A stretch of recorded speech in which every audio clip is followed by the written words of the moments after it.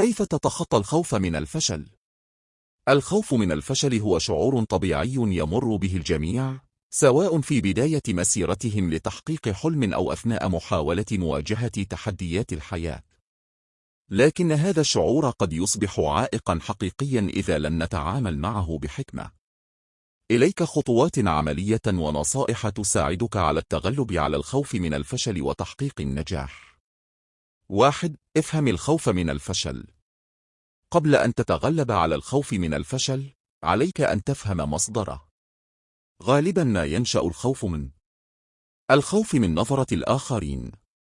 نخشى أن يحكم علينا بالفشل إذا لم ننجح. تجارب سابقة. الفشل في الماضي قد يخلق ترددا يمنعنا من المحاولة مجددا. المعايير العالية جدا. عندما نضع معايير مثالية، يصبح أي فشل مهما كان صغيرا يبدو ضخما. ابدأ بسؤال نفسك: ما هو أسوأ شيء قد يحدث إذا فشلت؟ هل الفشل يعني نهاية الطريق؟ ستكتشف أن الخوف غالبا ما يكون مبالغا فيه وغير منطقي. 2. أدرك أن الفشل جزء من النجاح. الفشل ليس عكس النجاح، بل هو جزء أساسي من عملية الوصول إليه.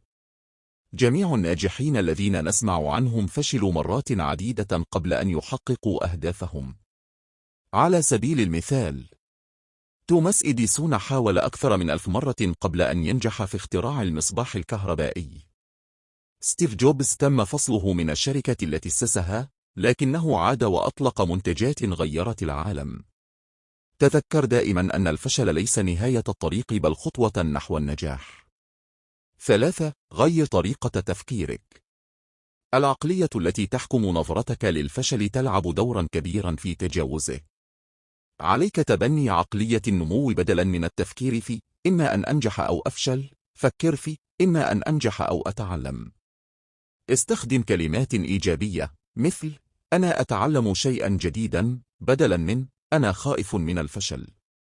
لا تضغط على نفسك لتكون مثاليا، فكل خطأ هو فرصة للنمو. 4. ضع أهدافا صغيرة وقابلة للتحقيق. قد يشعر الشخص بالخوف من الفشل إذا كانت الأهداف التي يطمح إليها كبيرة جدا. لذلك، قسم أهدافك الكبيرة إلى أهداف أصغر وسهلة التحقيق. ركز على الخطوة التالية فقط، وتذكر أن كل خطوة صغيرة تجلب لك مزيدا من الثقة بنفسك. 5. خطط للفشل قبل النجاح. قد يبدو غريبا، لكن التخطيط للفشل يمكن أن يساعدك في تقليل تأثيره عليك. فكر في السيناريو الأسوأ. ماذا لو فشلت؟ ماذا ستفعل في هذه الحالة؟ وضع خطة بديلة يخفف من قلقك ويساعدك على التعامل مع المواقف الصعبة. 6. واجه المخاوف بدلا من تجنبها. الهروب من المخاوف يجعلها تكبر. إذا كنت تخاف من الفشل، ابدأ بتجربة الأشياء على نطاق صغير. تقبل أن الأخطاء جزء من الطريق، وواجه مخاوفك لتقلل من تأثيرها على حياتك.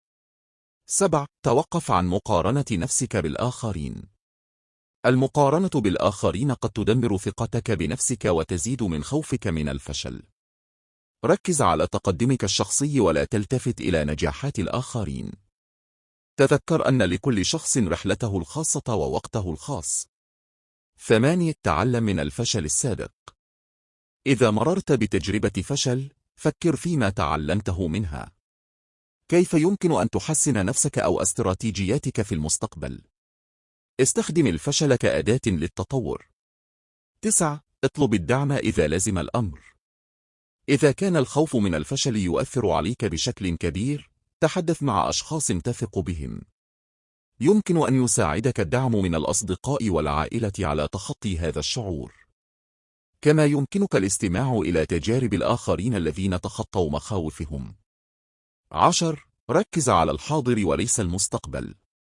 الخوف من الفشل غالبا ما ينبع من التفكير في المستقبل وما قد يحدث. استخدم تقنيات اليقظة الذهنية للبقاء في اللحظة الحالية، وركز على ما يمكنك فعله الآن بدلا من القلق بشأن المستقبل. 11. احتفل بكل إنجاز صغير.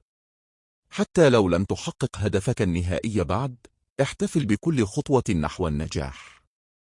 هذه الانتصارات الصغيرة هي التي تقودك في النهاية إلى هدفك الكبير. 12. تذكر أن الخوف شعور طبيعي. حتى الأشخاص الأكثر ثقة يشعرون بالخوف أحيانا. لا تسعى للتخلص من الخوف تماما، بل حاول التكيف معه ومواجهته. مع مرور الوقت، ستصبح أكثر قدرة على التعامل مع المخاوف، وستزداد ثقتك بنفسك. في الختام، الفشل ليس نهاية الطريق، بل هو بداية لمرحلة جديدة مليئة بالتعلم والنمو. لا تخف من المحاولة، فكل محاولة تقربك خطوة نحو هدفك وتجعلك أقوى.